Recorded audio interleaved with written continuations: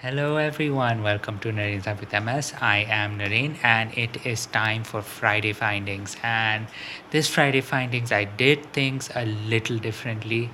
Um, I mean, Friday Findings pretty much stays the same. I will be talking about two articles that I did read through, understood to the extent that, this guy up here pretty much understood, and then give you my thoughts on what these two articles actually showcase. So both these articles are actually very interesting because the the effect they might have, or the impact that they have created from studies that were done long time ago, are actually being now can actually be implemented. So there are two studies, one that was from a very long time ago and its current sort of impacts, the current impact it is making, the entire scientific method when this research was being conducted. And there is also a new research study that actually is looking at something that might really change how therapy is conducted for MS, how treatments are conducted for MS. So, of course, with both of these studies, I think you will have a great time, and I do hope you enjoy both of these. So, let's get started with study number. So, the first study that we are going to cover, and this study actually goes very in depth into just understanding the blood profile of MS patients. Now, the first time for the first part of the study, this study was actually conducted with people who actually had clinically isolated symptoms, which is almost, you can imagine, a precursor to MS, because usually CIS does end up developing into MS. And people actually conducted blood tests on everyone that, on about 450 patients that were um, that were experiencing CIS, and it just turned out that they would eventually develop MS. And in the meantime, the one thing that actually happened was they collected a lot of blood samples, and the researchers actually ended up looking at the blood samples and being able to identify a lot of things that came out of it.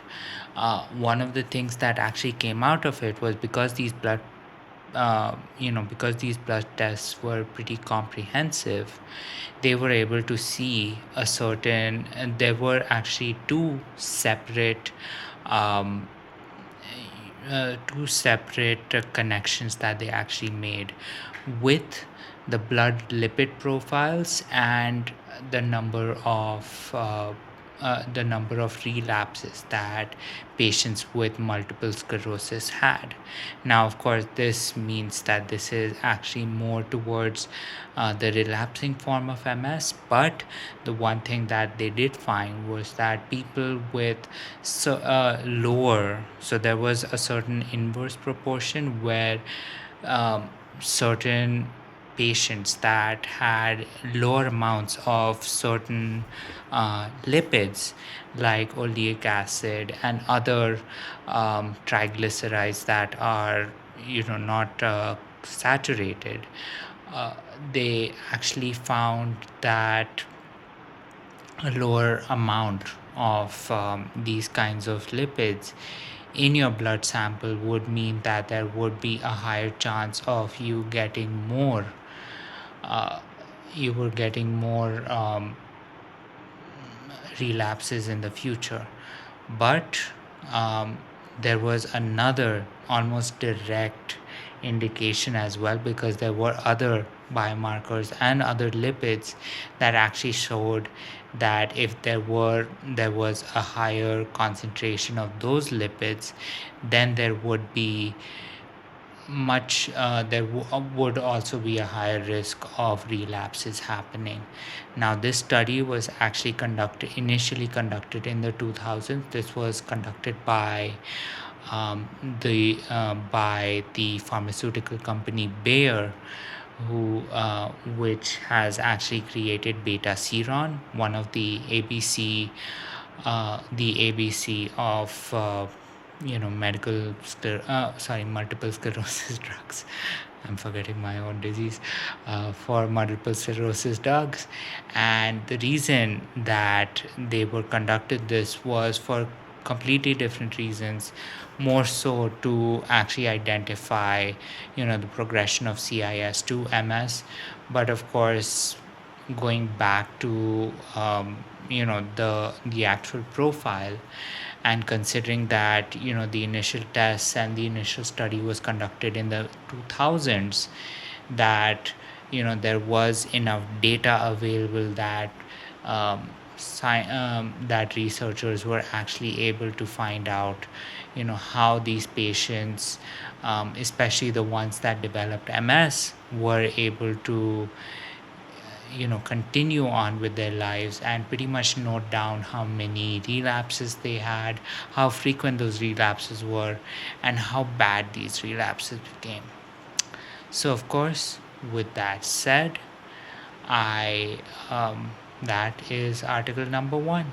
So see you in article number. So the second study is actually very, very interesting, and this covers a certain new type of imaging that is called the magnetic particle imaging, or MPI. First, I thought it was an MRI, and then I actually realized that MRIs might do a lot more than I thought, but no, it is MPI.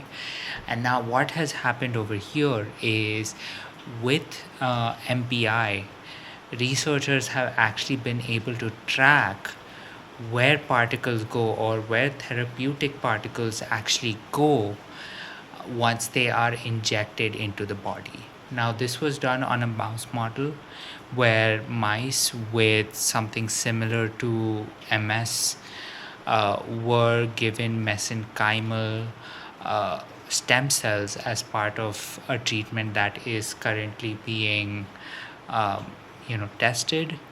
And the one thing that actually ended up happening was that MPI showed where these particles were, where these stem cell particles were actually going into mice that had the equivalent of MS versus the healthy mice, and they were going in completely different directions.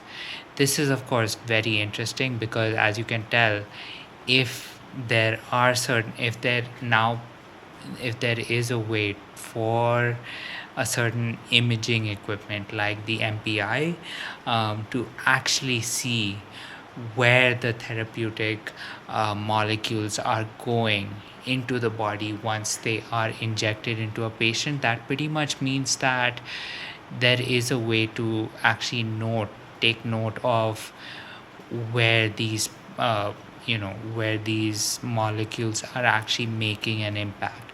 And more so than that, there might be future therapies, future treatments that might actually be localized to a certain place, right? When I think about a localized treatment, and I'm thinking about my left knee, I think that is going to be such a big thing, because we actually have the ability to be able to just not only um, you know inject whichever medication it is, but then conduct magnetic particle imaging to make sure that the therapy, or at least the molecules, are going exactly where they were intended to go.